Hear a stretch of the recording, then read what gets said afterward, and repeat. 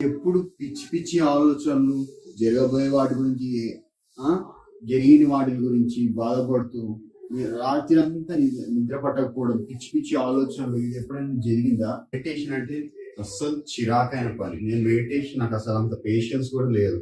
So ఒక mindfulness technique అనేది ఇవాళ మనం మెడిటేషన్ కాకుండా నెక్స్ట్ 5 minutes మనం ఈ వీడియోలో డిస్కస్ చేద్దాం.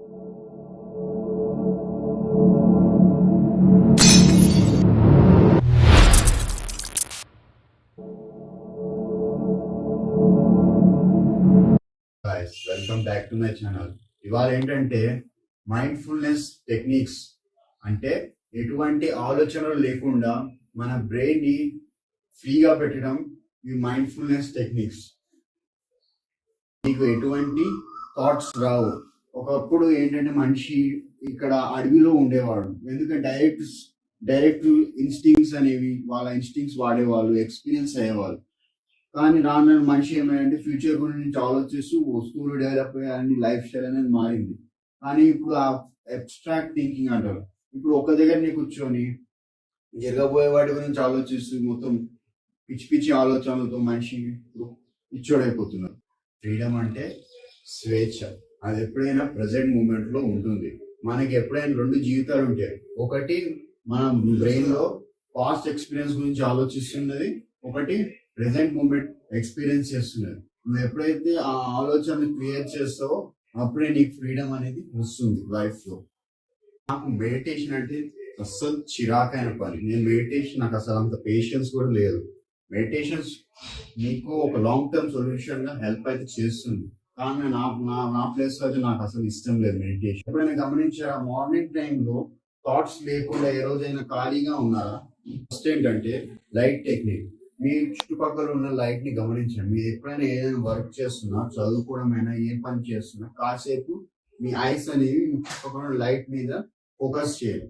మళ్ళీ లైట్ ని ఫోకస్ చేసిన తర్వాత వర్క్ మీద ఫోకస్ చేయండి. మీరు అలా చూసినప్పుడు ఏంటంటే ఆలోచనలు మధ్యలో కట్ అవుతుంటాయి. మీరు గమనించి ఒకసారి ఎక్స్పీరియన్స్ చేస్తే థాట్స్ అనేవి రావు. దానివల్ల మీరు కంప్లీట్ ఫోకస్ అనేది చేయగలుగుతారు వర్క్ లో. నో డిస్ట్రాక్షన్స్ అనేవి రావు. అలా అని మీరు చుట్టుపక్కల సరౌండింగ్స్ మీదనే ఫోకస్ చేస్తా ఉన్నారు అనుకో, అదే మీకు ఒక రకమైన డిస్ట్రాక్షన్ అనేది అవుతుంది. సైకాలజీ ప్రకారం ఇది ఏంటంటే ఒక రకమైన గ్రౌండింగ్ టెక్నిక్ అంటారు. ఎలా అంటే మన ప్రస్తుతంకి ఈ సైకాలజీ టెక్నిక్ ఏంటంటే మనకు తెస్తుంది ఎలాంటి థాట్స్ నుంచి కంట్రోల్ కోసము. 3 things you see, 3 things you can touch, 3 things you can smell. ఇలా ఏంటంటే మన ప్రస్తుతంలో ఎన్వైరన్మెంట్ లోకి మనం అవేర్నెస్ అనేది పెరగడం ద్వారా మనం ప్రెసెంట్ మూమెంట్ లోనే థింకింగ్ వాక్ అంటారు.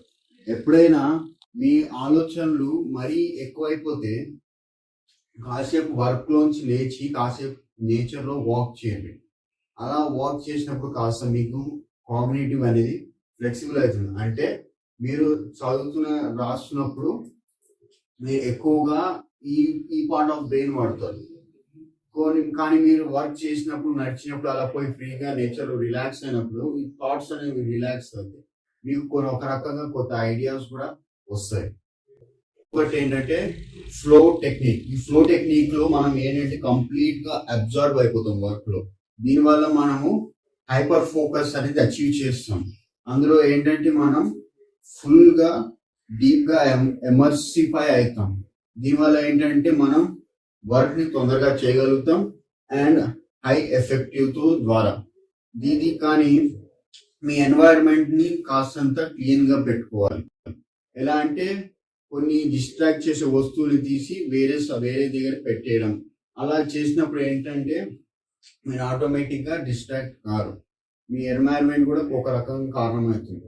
సెల్ఫ్ రిఫ్లెక్షన్ అనేది మీ పాస్ట్ ఎక్స్పీరియన్స్ ని గమనిస్తూ మీకు ఎలా అయితే